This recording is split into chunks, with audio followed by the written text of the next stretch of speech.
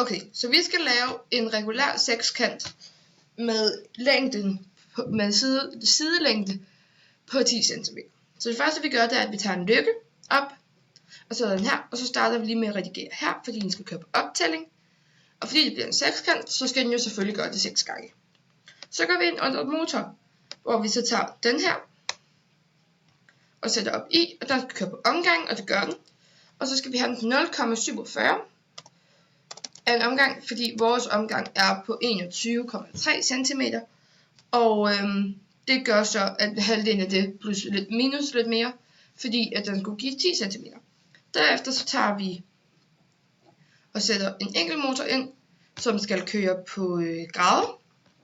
Og den skal vi så have redigeret til 240 grader, fordi at